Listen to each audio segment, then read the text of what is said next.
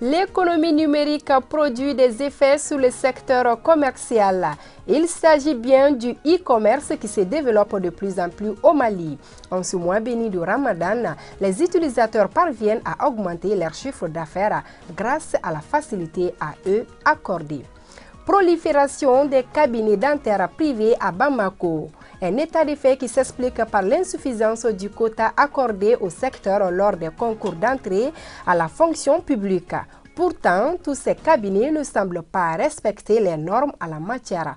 Nous en parlons dans ce journal. Bonsoir à toutes et à tous. Bienvenue aux informations sur ORTM2. Je vous le disais à l'instant, grâce à la révolution technologique, le e-commerce se développe de plus en plus au Mali. En ce mois béni de Ramadan, ils sont nombreux les promoteurs d'alimentation à l'intégrer véritablement dans leur système de ravitaillement de la clientèle, ce qui leur permet de générer assez de revenus. Mancha Traoré. Aujourd'hui au Mali, précisément à Bamako, la vente en ligne est devenue incontournable pour les commerçants de façon générale. Le phénomène a pris de l'ampleur dans la vente des plats. Ici, les vendeurs utilisent toutes les astuces afin de se frotter les mains avec cette forme de commerce à distance. Le mois de Ramadan est une bonne opportunité. Je suis quand même pas mal suivie sur les réseaux sociaux, notamment sur Snap. Donc tout se passe là-bas en fait. Donc les gens, moi je poste le plat qui viennent, genre le plat à proposer de demain, et les gens passent leur commande en me laissant leur adresse et leur numéro de téléphone, et c'est comme ça on les livre en fait. Une semaine avant les Ramadan, j'ai entamé à faire quelque chose, d'entreprendre quelque chose. Du coup, j'ai pensé au pastel et au samoussa. Je partage les vidéos déjà faites du samoussa et du pastel sur mon compte TikTok ainsi que Instagram, Snapchat, les réseaux sociaux. Ça marche super bien. J'ai déjà eu ce que j'ai investi dans mon commerce. Dans le mois de Carême, on a décidé de faire une promotion. Notre spécialité ici, ce sont les gâteaux. On a commencé avec les madeleines et les cakes, mais maintenant nous avons diversifié. On a ajouté les plateaux salés. À quelques heures de la rupture, pas question de faire attendre les clients. Téléphone en main, les vendeuses sont au four et au moulin avec notamment des appels, des messages qui s'ajoutent souvent aux nombreuses commandes. En ce mois de Ramadan, disons que le marché est devenu encore un peu plus cher, mais malgré ça, si on ne diminue pas les quantités, on ne peut pas augmenter le prix des plats en fait. Voilà, on peut juste diminuer la quantité qu'on proposait avant, et pour que les gens puissent avoir, être satisfaits en fait. Le secteur connaît une véritable expansion, surtout en ce mois de Ramadan. Une opportunité pour ces vendeuses et restauratrices qui proposent chaque jour des variétés de plats aux internautes. Cependant, tout n'est pas rose car la vente en ligne a aussi ses limites. Tu gagnes dedans, tu t'épanouis dans même ce que tu achètes à travers cet argent en fait. Voilà, donc c'est ce que je disais, les gens ils ne respectent pas les gens, même au téléphone, ils te disent ah allô, bon moi j'ai besoin, il n'y a même pas un petit bonjour. Donc souvent c'est un peu décourageant ce genre de truc. Et même côté livraison, c'est parce que ces jeunes-là, ce sont nos petits frères, mais il y a nos grands frères aussi qui sont dedans, mais on ne les respecte pas. Cette activité en ligne permet aux consommateurs de faire des choix diversifiés en termes de nourriture et de recevoir leurs commandes partout où ils sont. Quant aux vendeurs, ils peuvent faire la promotion de leurs produits ou services et attirer d'autres clients. Pas de répit pour les femmes de ménage pendant ce mois de Ramadan. Partagé entre la préparation des menus servant de souhour et des ruptures de jeûne, les femmes s'activent tant bien que mal à satisfaire les membres de leurs familles respectives. En plus de ces tâches auxquelles se résume leur quotidien, elles s'évertuent à s'acquitter de cet autre pilier de l'islam qu'est le jeûne. Clin d'œil aux Amazones dans ce reportage, une réalisation de Hawa Kamara. Depuis 14 heures, les femmes de cette famille Kouyaté à Lafiabougou sont au four et au moulin. Elles préparent à la fois des repas pour la rupture et les dîners. Au menu, de la tisane, de la bouillie, du jus, du riz à la sauce, pour ne citer que ceci. Les tâches sont certes immenses en ces mois bénis des Ramadan. Toutefois, ces ménagères s'organisent de manière à servir les membres de la famille à temps. Pendant le mois de Ramadan, nous commençons les travaux juste après la prière de 14 heures. Vu que nous sommes nombreuses dans la famille, chacune s'occupe de la préparation d'un repas. Comme ça, on termine quelques minutes avant la rupture. Il en est de même pour la préparation du souhour. Pour le souhour, nous préparons les repas la nuit et nous les conservons dans les thermos. À notre réveil à 4 heures du matin, nous les servons chauds. Nos interlocutrices se soumettent avec enthousiasme à ces tâches en dépit de leur immensité. Un enthousiasme qu'elles doivent à la récompense réservée par Allah, mais surtout au caractère obligatoire de ces tâches ménagères. La femme doit toujours faire la cuisine avec enthousiasme, car c'est un devoir dans notre société. Et le mois de Ramadan est l'occasion de récolter le plus de hasanat possible. Préparer les repas pour la rupture est très bénéfique. Au-delà des récompenses divines, c'est un réel plaisir de voir les membres de la famille en train de rompre le jeûne, avec les repas que nous avons préparés avec amour. Pour le chef de la famille, Modibo Kouyaté, la femme incarne toujours une bravoure non liée forcément au mois de Ramadan. Les femmes, c'est elles qu'on voit le matin très très tôt, en train de courir pour rattraper le souterrain, aller vendre, aller au marché. Cela tout déjà qu'elles ont accompli les travaux de la maison. Et au mois de Ramadan, il faut chercher les bénédictions de ton mari, mais en premier lieu toi-même. Parce que tout ce que tu fais, en premier lieu, tu vois, c'est toi seul qui récolte d'abord les bénéfices. Ensuite ton mari et ensuite les enfants. Quelle que soit la femme, elle est brave. En tout cas, je ne vois pas une femme paresseuse. Parce que si tu ne le fais pas pour ton mari, tu le feras pour toi-même ou tu le feras pour tes enfants. Donc obligatoirement, tu le feras pour ta survie. Ainsi sonne l'heure de la rupture.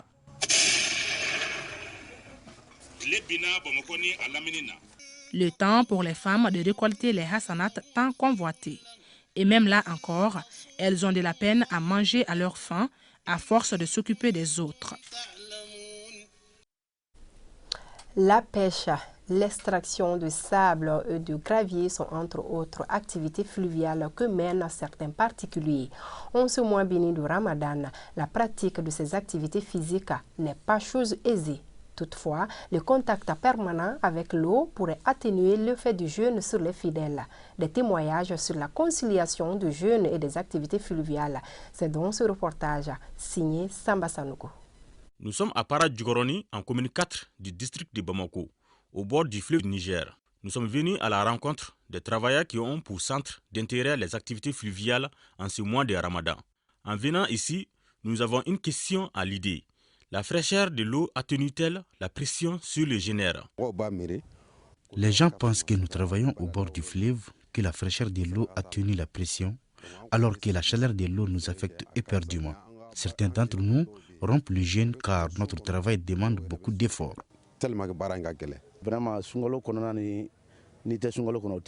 Le ramadan impacte beaucoup sur notre travail qu'en période ordinaire. Ceci dit, nous jeûnons et travaillons sous ces chauds soleils et ces vents secs et en plus de cela, le corps fournit beaucoup d'efforts. Après la rupture du jeûne, nous sentons la fatigue. Par contre, cette mère de famille observe le jeûne et travaille pour pouvoir nourrir sa famille. Moi, je travaille ici pour pouvoir nourrir ma famille. Nous le faisons par obligation pendant ce mois. Je jeûne et je travaille dans l'eau. Cela est fatigant pour moi, surtout à mon âge. Ce n'est pas par gaieté de cœur. Ce jeune homme exerce un métier qui demande beaucoup d'efforts physiques. Pourtant, il jeûne même si cela demande beaucoup d'efforts.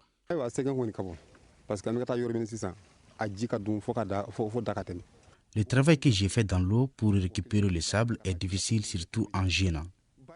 Quand tu sors dans l'eau, le soleil te frappe très fort. Souvent, tu as même envie de rompre ton jeûne. Le travail reste prioritaire même si jeûner est une obligation religieuse. L'islam n'interdit pas à un fidèle musulman de travailler et de jeûner. Embouteillage à Bamako. À cause de la démographie galopante ayant contribué à l'agrandissement de la ville, la circulation routière est devenue plus dense. En ce mois béni de Ramadan, la mobilité semble augmenter, entraînant souvent des bouchons intempestifs sur certains axes. Le constat dans ce reportage a signé Sabine Keita. De longues files d'attente durant des minutes. Voilà ceux qui vivent depuis quelques jours les usagers de certaines artères stratégiques de la capitale. Difficile d'échapper aux embouteillages qui semblent devenir une situation cauchemardesque pour certains usagers se trouvant dans un besoin pressant d'arriver à destination. C'est là, je dis, au mois de carême, tout le monde est en mouvement. Le territoire est occupé par des commerçants. C'est ça qui provoque ça. Ce qui explique l'embouteillage dans la ville de Bamako est le manque d'infrastructures et le manque de courtoisie entre usagers. À part ça, il n'y a pas d'autres problèmes.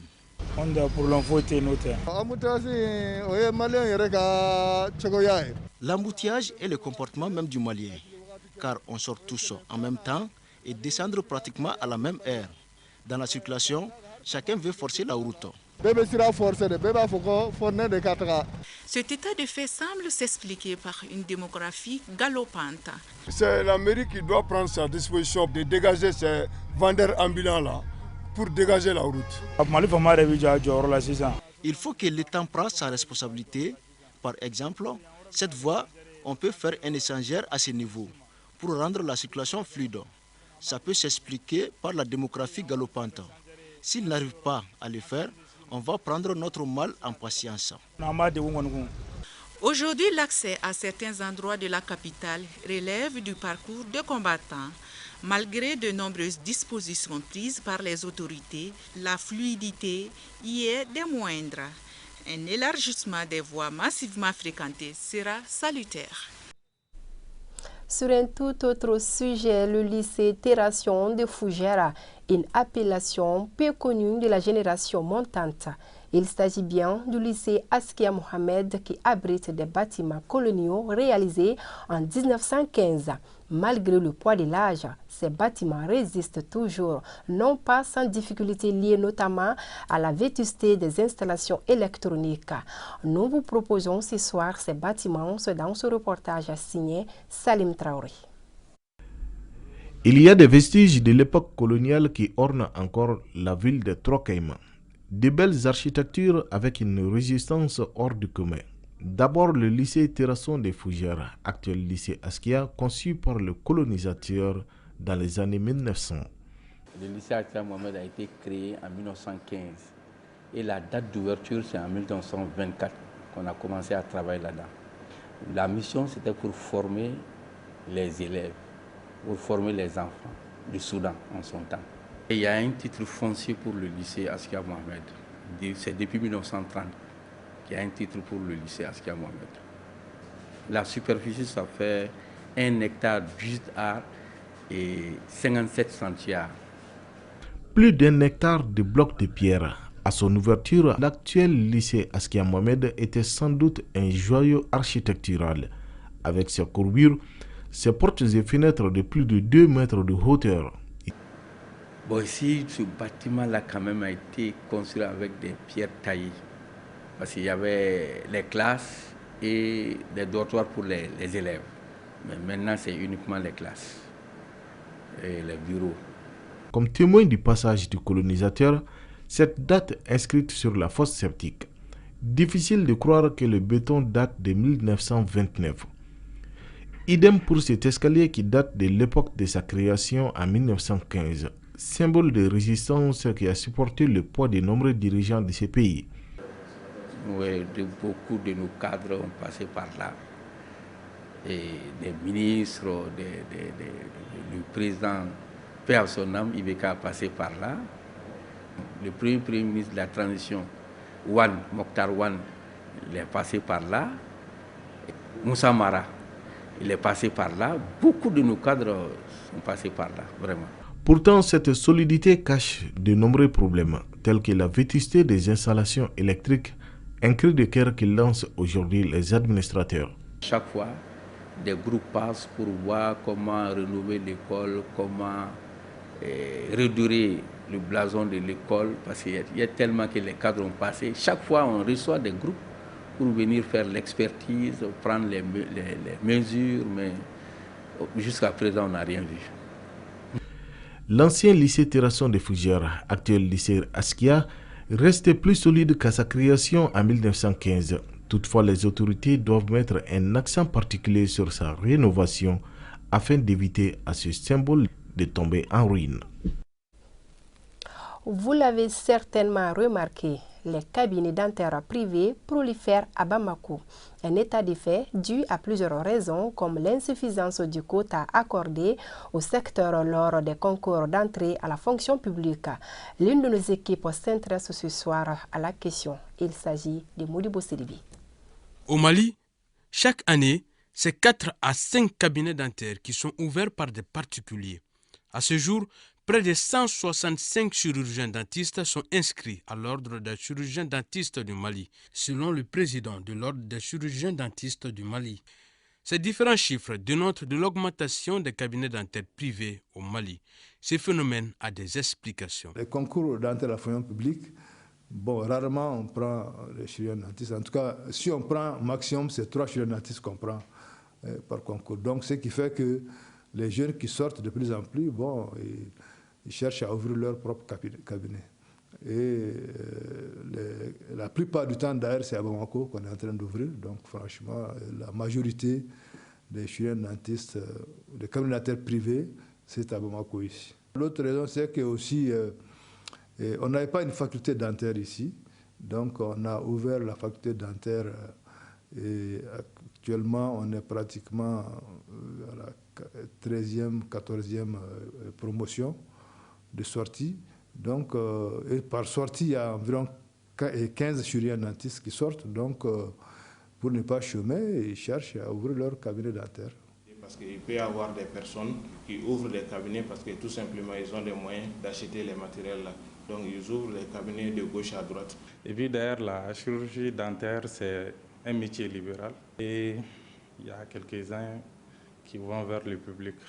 C'est donc le faible taux de recrutement dans la fonction publique qui pousse ces individus à s'installer à leur compte. Une situation qui peut contribuer à l'amélioration des conditions sanitaires dans notre pays. C'est une bonne chose parce que Bamako fait plus de 3 millions d'habitants. Et vous prenez les tableaux, même de l'or, ça ne dépasse pas les 115. C'est que c'est une bonne chose. S'il y a assez de cabinets dentaires, je pense que cela pourrait mieux arranger la population, vu le nombre élevé et on a moins de chirurgiens dentistes. Même si la faculté forme beaucoup, mais actuellement sur le plan national ou international, si on compare à la sous-région, on voit qu'il y a une différence de personnel. Donc s'il y a assez de cabinets dentaires privés, cela pourrait vraiment favoriser la population, donc faciliter la prise en charge et l'accessibilité surtout. Cela ne fait aucun doute que l'augmentation des services privés de dentisterie arrange les patients. Ce jeune homme est venu se faire consulter dans ce cabinet dentaire privé situé à Amdalaï. Il y a tous les équipements nécessaires. On a des équipements très sophistiqués. Et puis dans le privé ici, j'économise mon temps. Souvent dans le public, il y a tellement de patients et ici c'est plus facile et rapide. Ceci étant dit, la vigilance doit être de mise car tous ces cabinets dentaires privés n'ont pas d'autorisation des pouvoirs publics. Il y a des cabinets dentaires clandestins qui sont tenus par des gens qui n'ont aucune formation en dentisterie et qui ouvrent soit dans les domiciles privés et certains même sont sur les réseaux sociaux, ils font de la publicité. Et en plus, les conditions dans lesquelles ils exercent sont des conditions vraiment qui ne répondent pas aux normes. Et bonjour les dégâts dans certains cas. C'est des gens qui après ont des problèmes et ils viennent voir les chirurgiens dentistes. C'est en 1986 qu'a été ouvert le premier cabinet dentaire privé au Mali. De nos jours, on dénombre 35 cabinets dentaires privés au Mali selon l'ordre des chirurgiens dentistes du Mali. Le rapport journalier à la maladie à coronavirus, un cas positif, 6 guéris, 0 décès. Sur 94 tests réalisés à ce jour, 4 patients sont sous traitement pour vous protéger et protéger les autres. Suivez les mesures de prévention et faites-vous vacciner. Fin de cette édition. Merci à vous de l'avoir suivi. Je vous donne rendez-vous demain sur le Plaît-à-Dieu, sur ce même plateau et avec le même plaisir. D'ici, restez fidèles sur ORTM2. À demain, Plaît-à-Dieu.